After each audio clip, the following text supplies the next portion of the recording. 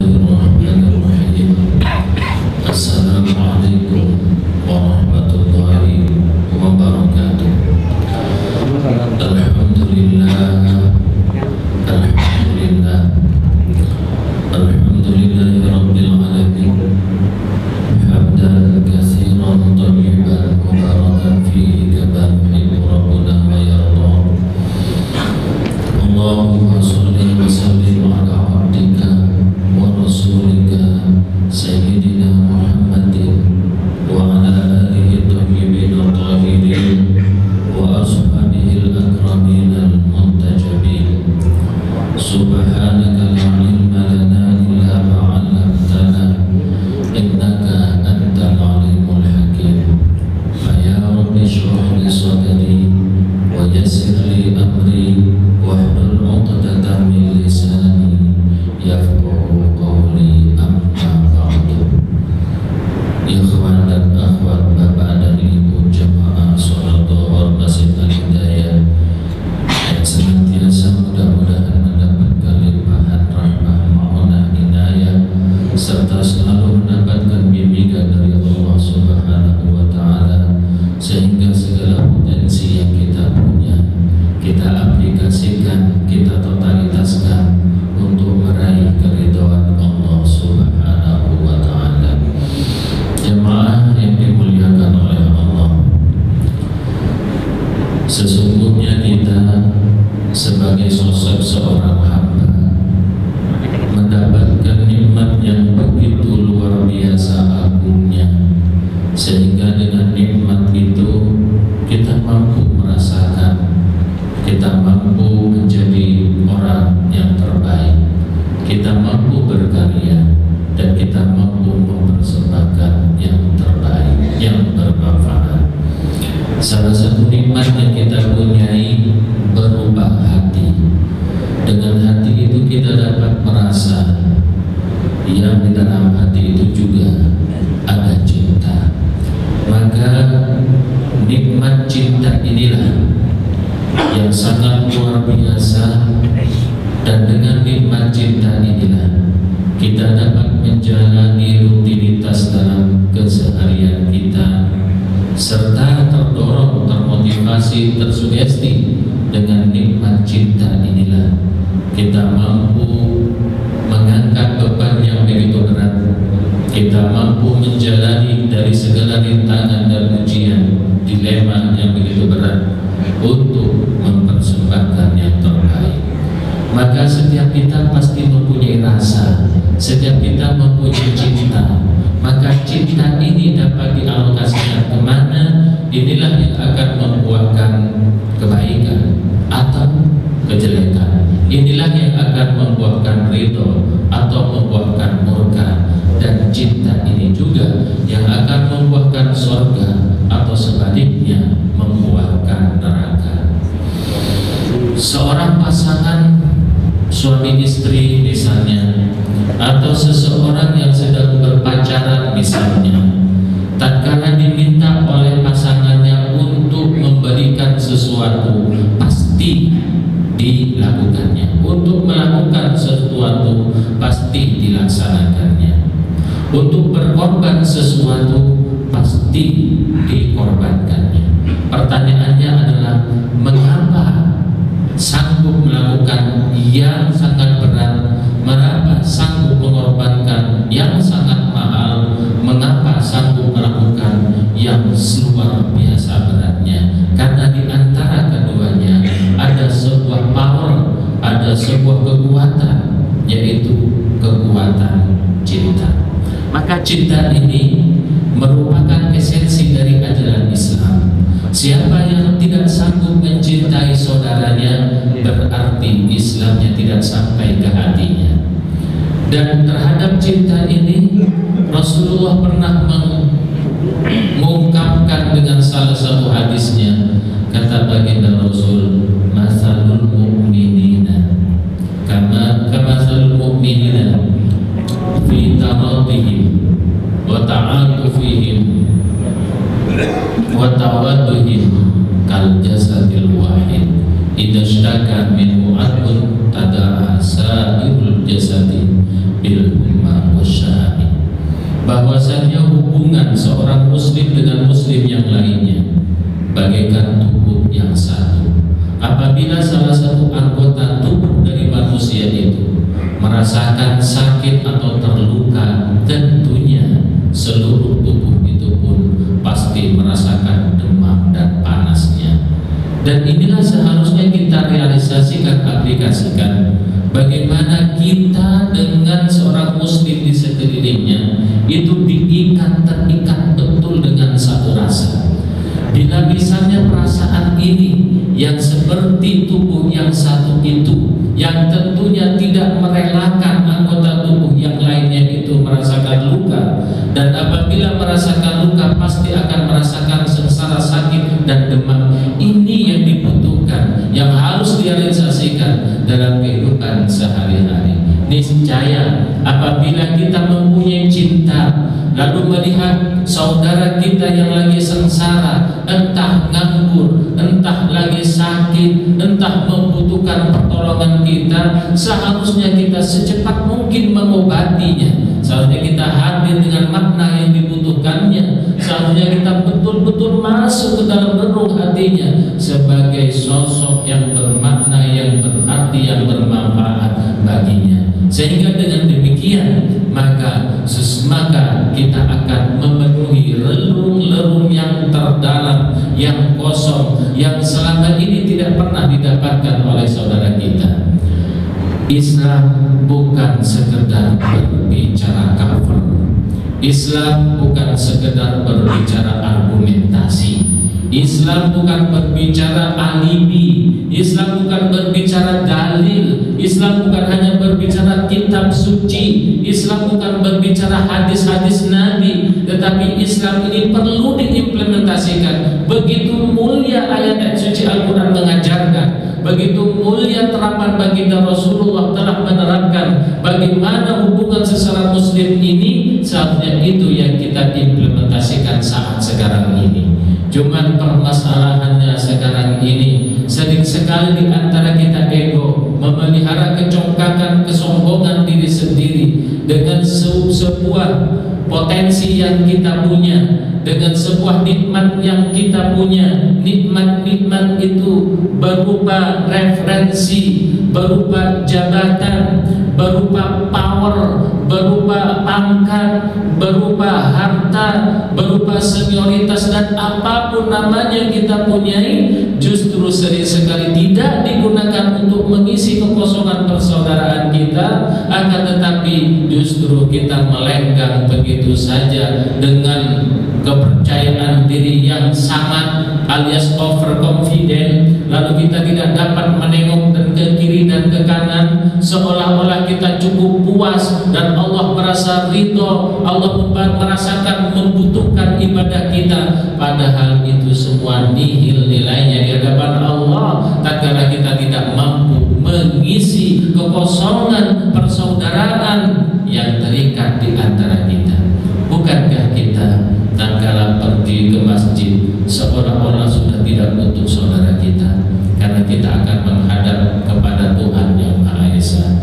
Lalu kita pun sholat seolah-olah dengan khusyuknya, tak bertegur sapa, lalu seolah-olah Allah telah menerima sholat kita. Bukankah selama ini kita hidup dengan cara individual yang sangat kuat sekali? Bukankah kita tatkala mempunyai pekerjaan diangkat oleh Allah menjadi leadership dari sebuah perusahaan, seolah-olah kita sudah mencukupi seluruh kebutuhan kita, bahkan sering sekali kita seolah-olah tidak membutuhkan Tuhan sekalipun, lalu kita berlenggang begitu saja. Kita percaya diri, kita seolah-olah menjadi orang yang number one, yang nomor satu, yang selalu harus mendapatkan apresiasi dari orang-orang di sekelilingnya.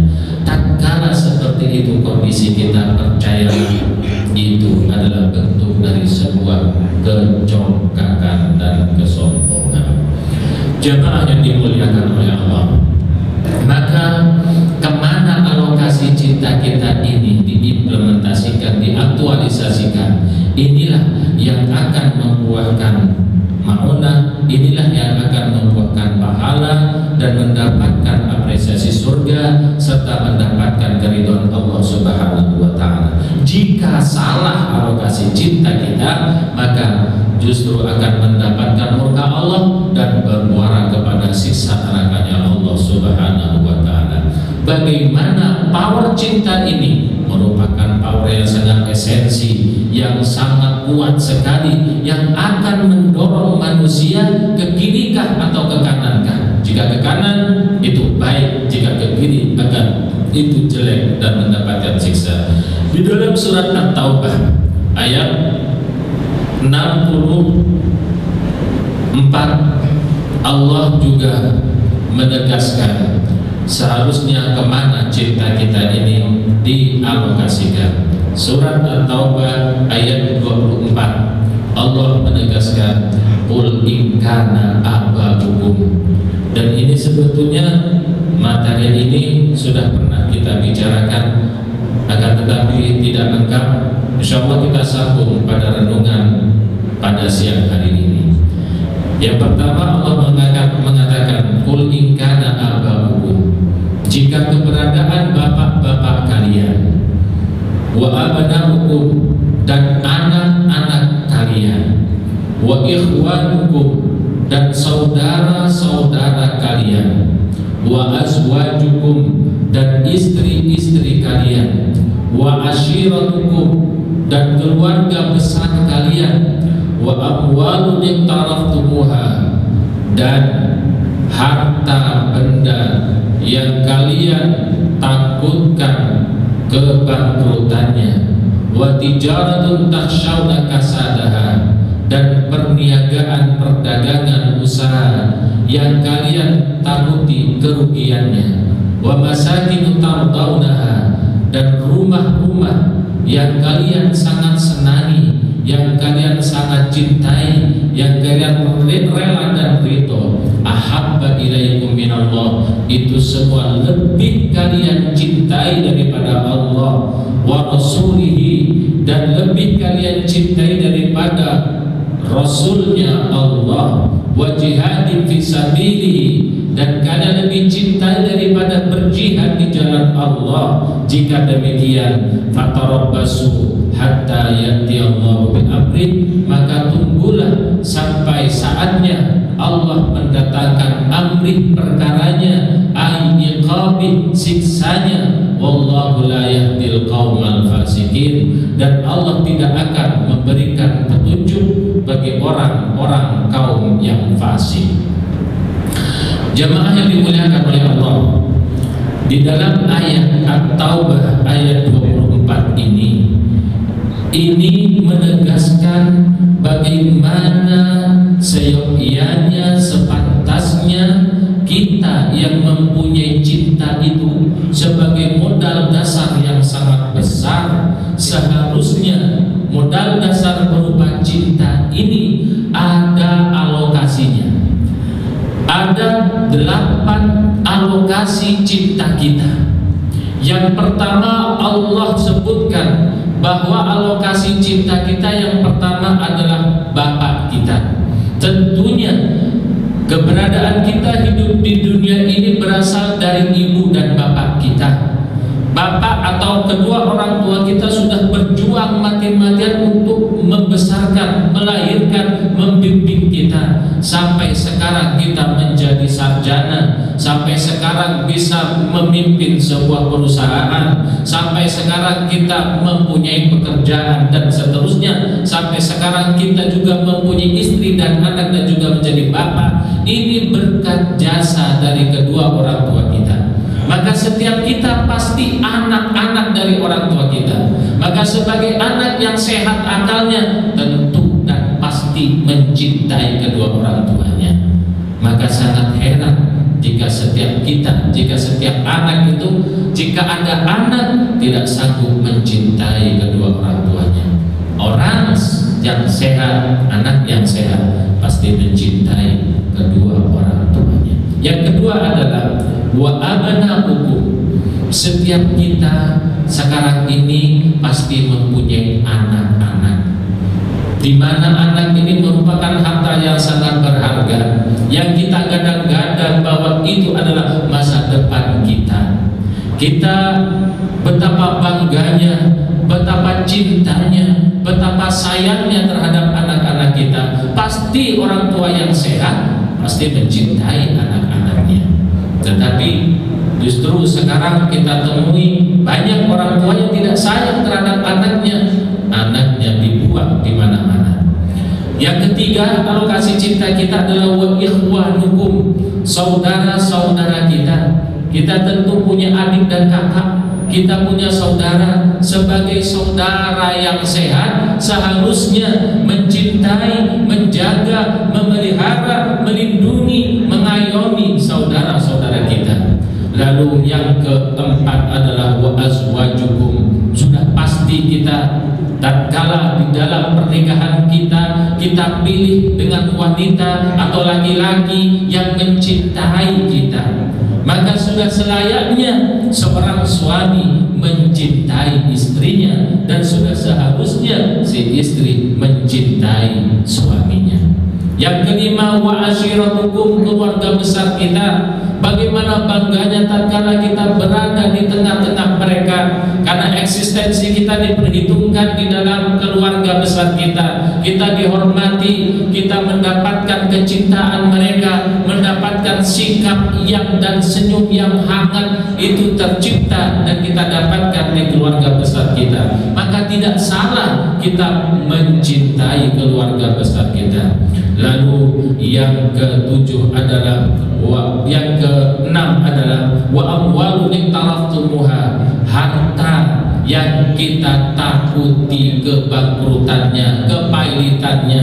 Sudah barang tentu, karena harta itu merupakan pilar kehidupan kita.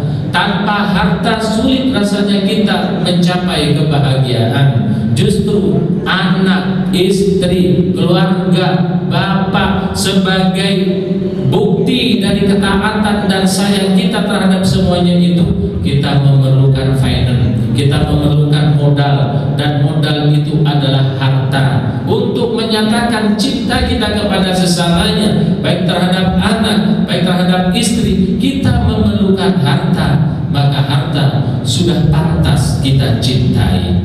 Lalu yang ketujuh adalah wa tijaratun takhshawna kasadaha, perniagaan, usaha atau profesi yang kita takuti kebangkrutannya. Pasti tidak ada dari kita yang tidak mencintai profesinya. Pasti tidak ada dari kita yang tidak mencintai usahanya. Maka sudah seharusnya kita mencintai usaha kita, agar kiranya etos kerja kita dalam menempuh segala profesi kita betul-betul aktual, betul-betul menyeluruh, betul-betul maksimal dalam menjalani usaha kita. Karena jadi apapun tatkala etos kerjanya tidak baik, itu akan dilirik oleh orang-orang sekeliling kita. Jadi karyawan etos kerjanya tidak baik akan menerima catatan dari atasannya, dan atasannya juga menjadi GM atau semisalnya tidak baik akan menerima catatan dari ownernya sampai big bossnya, dan kemungkinan tatkala etos kerja tidak baik akan menerima SP1, SP2, bahkan mungkin pemecatan. Maka sudah selayaknya kita memperbaiki etos kerja kita dalam posisi apapun kita. Mari maksimalkan etos kerja itu, dan etos kerja itu seharusnya kita gunakan ranah untuk meraih keridhaan Allah Subhanahu wa taala. Wa tijaratun takhshawna kasadaha. Yang terakhir, yang kedelapan, alokasi cinta adalah kepada wa masakinu tardawnaha, dan rumah-rumah yang kita huni, yang kita sayangi, yang kita ridhoi. Tidak ada rasanya dari kita yang tidak sayang terhadap tempat tinggal kita, terhadap rumah kita. Siapa yang ingin rumahnya tadi gusur? Siapa yang ingin rumahnya itu hancur? Tidak ada dari kita yang menginginkan semua itu terjadi terhadap rumah kita. Maka tempat tinggal kita, rumah kita, pasti kita sayangi dan kita cintai.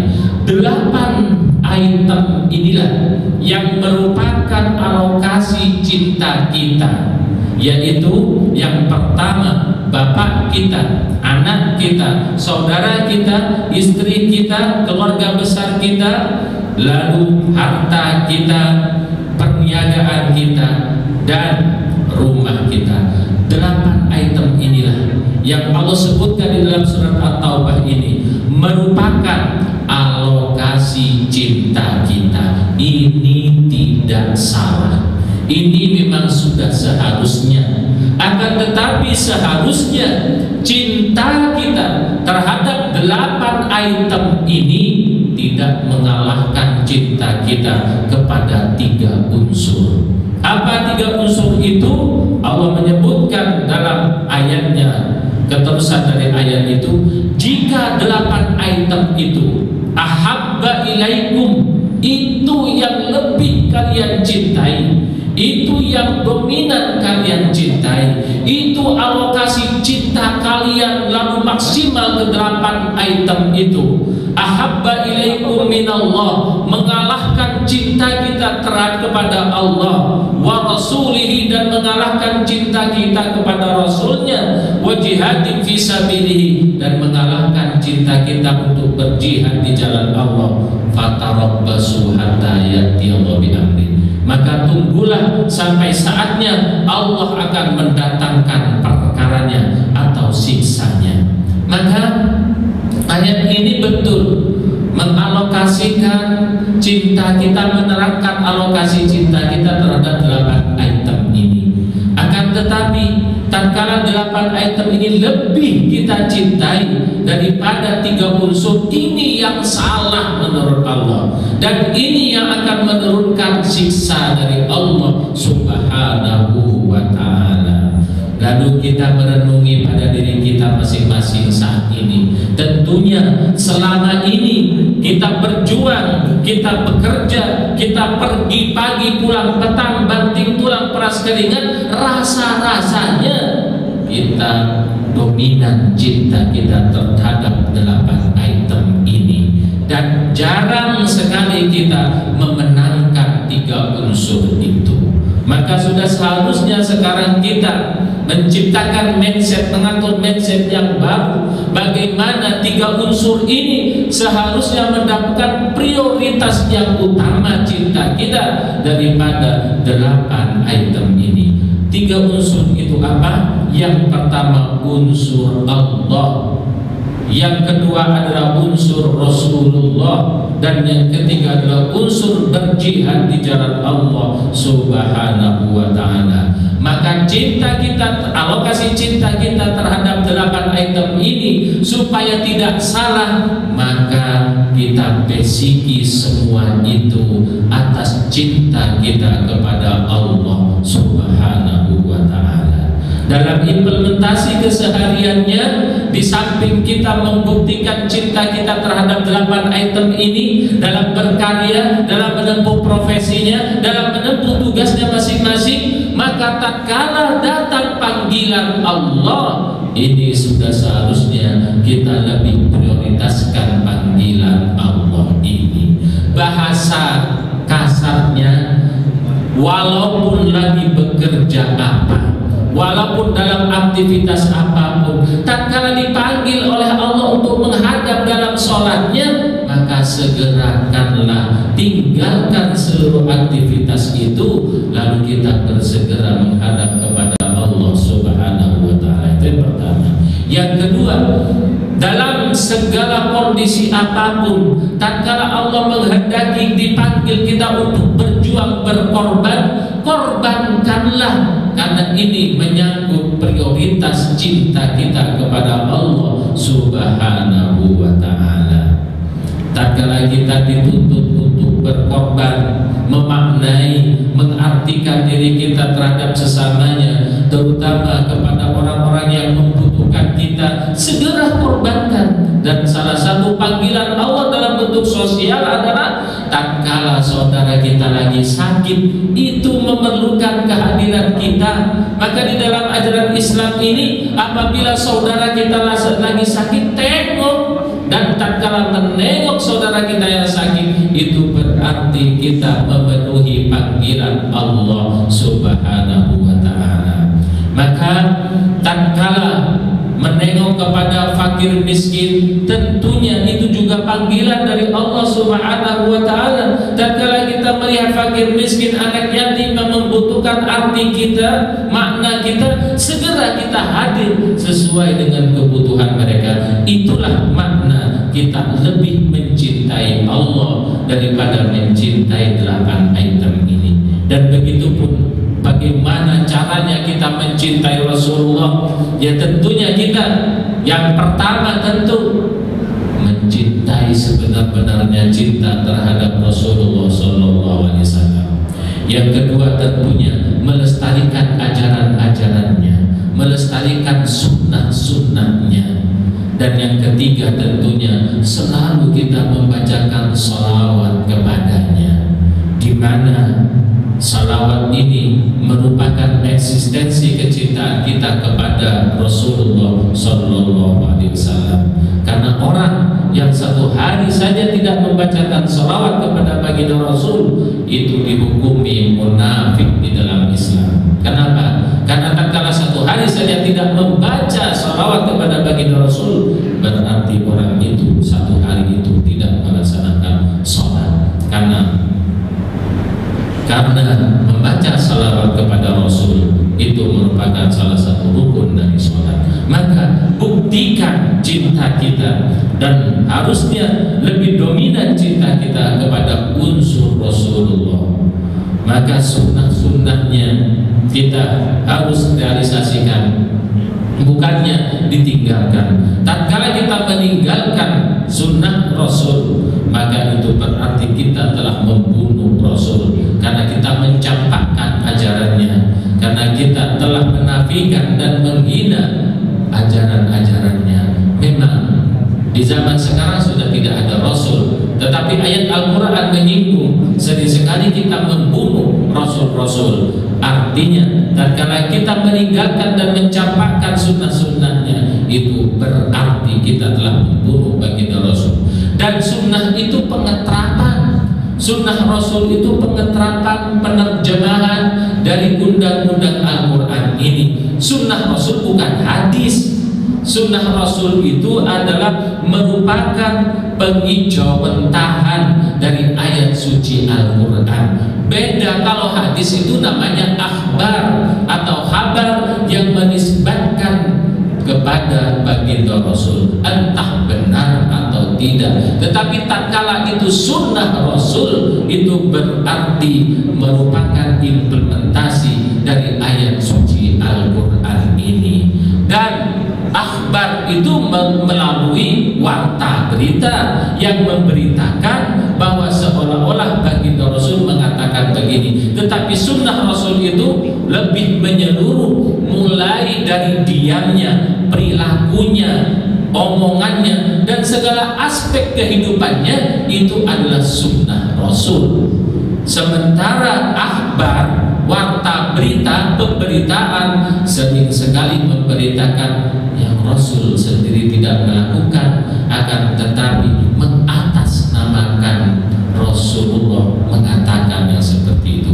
Maka ini diancam, man kadzaba alayya muta'ammidan falyatabawwa maq'adahu minan nar, kata baginda Rasul. Barang siapa yang berdusta atas namaku, maka sungguh dia telah menyiapkan tempatnya dari api neraka. Yang ketiga, 3 unsur yang harus mendapatkan skala prioritas dalam cinta kita adalah wajihadin fi sabilillah, dan berjihad di jalan Allah Subhanahu wa ta'ala. Tatkala kita menafsirkan jihad, bukan yang manggul mortir, yang bukan yang gebom di mana-mana, bukan yang melukai kemana-mana, tetapi namanya jihad itu bisa berbentuk di depan kita. Tatkala kita bekerja, menjalani profesi demi bertanggung jawab kepada anak dan istri, tatkala itu kita lihat jihadnya itu jihad fisabilillah. Karena sesungguhnya tatkala kita bekerja, lalu anak dan istri kita bengkalai, tidak ada yang ngurusin, itu adalah pengkhianatan terhadap amanah yang telah diberikan oleh Allah kepada kita. Maka jihad fisabilillah ini bisa berupa kita memakmurkan masjid, bisa berupa kita membentuk yayasan, bisa kita menyantuni yatim, bisa kita berbentuk sebuah mengajari, mengawal Al-Quran dengan mendidik anak-anak dengan pendidikan Al-Quran, dimulai dari segi membacanya, bisa berbentuk sebuah TPA, mengangkat guru, menggaji gurunya, dan seterusnya dan seterusnya. Itu jihad fisabilillah. Bukan yang namanya jihad itu harus pergi ke Afgan, bukan yang namanya jihad itu harus pergi ke Irak lalu bergabung dengan ISIS lalu saling membunuh nyawa orang tidak berharga. Itu bukan jihad. Yang namanya jihad itu bisa kita ciptakan di sekitar kita, bahkan mungkin sudah ada di hadapan mata kita, berupa pendidikan TPA. Itu memerlukan jihad. Jihadnya orang kaya bayar gaji gurunya, karena sekarang ini sungguh luar biasa guru ngaji yang betul-betul mengawal kitab suci, yang mengajarkan terhadap regenerasi berikutnya tidak dapat perhatian. Bukankah guru ngaji tidak ada UMR-nya? Bukankah guru ngaji tidak diakomodir oleh undang-undang, oleh pejabat, dibiarkan begitu saja? Siapa yang peduli terhadap guru ngaji, guru TPA itu? Padahal anak-anak kita, bahkan kita sendiri tahu caranya membaca kitab suci dari mereka. Akan tetapi kita sering sekali justru memarginalkan mereka. Tatkala momen-momen yang penting-penting seperti hari Isra Mi'raj, Maulidan, atau momen PHBI, hari-hari Islam, justru kita panggil guru-guru yang selebritis dengan mendapatkan donasi yang luar biasa. Kita panggil ustadz-ustadz yang di televisi, sementara ustadz di kampung kita termarginalkan, tidak pernah mendapatkan perhatian. Seharusnya guru di kampung kita itulah yang harusnya mendapat prioritas perhatian kita, karena berkat keberadaan mereka anak-anak kita bisa ngaji. Tetapi siapa yang memperhatikan guru-guru ngaji ini? Bukankah tatkala nggak ada guru ngaji di TPA, lalu siapa lagi yang mengajarkan Al-Quran itu? Maka bentuk jihad fisabilillah seharusnya bagi yang mempunyai harta, bayar mereka dengan bayaran yang mencukupi. Tidak mesti guru ngaji itu tatkala sore repot-repot ngajarin anak kita, sementara mereka harusnya bertanggung jawab terhadap anak dan istrinya. Di lain waktu mereka jadi tukang ojek atau jadi pemulung dan seterusnya. Bukankah ini tidak ada kerjasamanya? Maka salah satu untuk mengisi kerjasama ini, yang mempunyai power isi dengan powernya, dengan pengaruhnya. Yang terutama bagi yang mempunyai uang, isi dengan infaknya. Jangan tersihir dengan fenomena yang ternyokor. Lalu tatkala ada peringatan dipanggil. Bukankah tatkala memanggil ustadz-ustadz yang selebritis itu, coba misalkan memanggil ustadz yang di televisi itu untuk acara Isra Mi'raj, membutuhkan dana belasan juta misalnya, taruh kata 15 juta satu kali ceramah cuma 1,5 jam. Bukankah tatkala dibayarkan kepada guru ngaji 1 juta aja 1 bulan, bisa menggaji guru ngaji selama 1 tahun dengan gaji 1 juta? Dan bukankah tatkala guru ngaji itu digaji dengan 1 juta itu sudah luar biasa? Menggaji guru ngaji kita di TPA itu paling 300.000, 400.000, sementara mereka mempunyai anak dan istri. Bagaimana bentuk sebuah tanggung jawab mereka? Akhirnya karena demikian tidak ada perhatian dari kita, maka tidak ada guru yang berlomba-lomba untuk mengajari ngaji.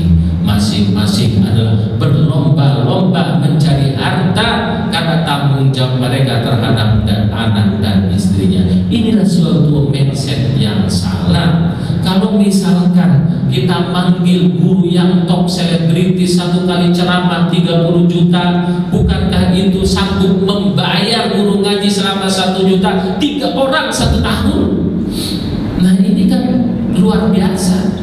sehingga dengan ngajarin anak kita, dengan ngajarin di masjid itu, kita bayar 1 juta, 3 guru ngaji 1 tahun cuma membutuhkan 36 juta.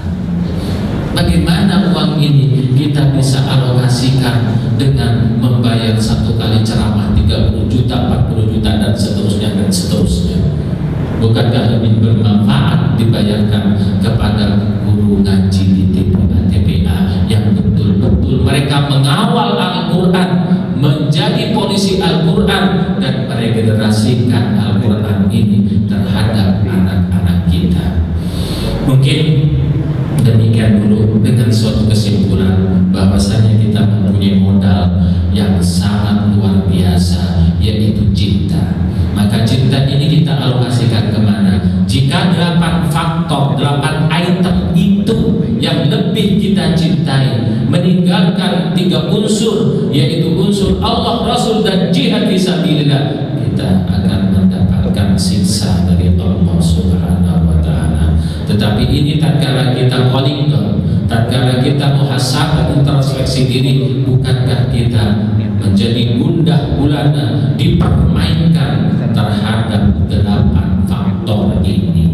Kita lebih mencintai bapak kita, anak kita, saudara kita, istri kita, keluarga besar kita, harta kita, perniagaan kita, dan rumah-rumah kita, meninggalkan kita berjuang di jalan Allah, meninggalkan cinta kita kepada Rasulullah, dan meninggalkan cinta kita kepada Allah Subhanahu wa Ta'ala. Jika itu yang kita lakukan, kita tidak akan selamat dari siksanya. Mudah-mudahan selepas ini kita betul-betul menjadikan Allah, Rasul, dan jihadnya sebagai prioritas dalam aktualisasi kecintaan kita. Wajar kita mencintai 8 faktor itu, tetapi cinta kita jangan mengalahkan kepada 3 unsur. Karena tatkala mengalahkan kepada 3 unsur Allah, Rasul, dan jihad fisabilillah, kita akan mendapatkan penderitaan dan diancam dengan siksa Allah yang sangat pedih. Mudah-mudahan kita selalu mendapatkan bimbingan dari Allah sehingga kita mempunyai modal cinta ini tepat sasaran dan tepat alokasinya, sehingga bermanfaat dan bermuara kepada keindahan kebahagiaan berupa keridhaan dan surganya Allah Subhanahu wa Ta'ala. Ilahina sampai di sini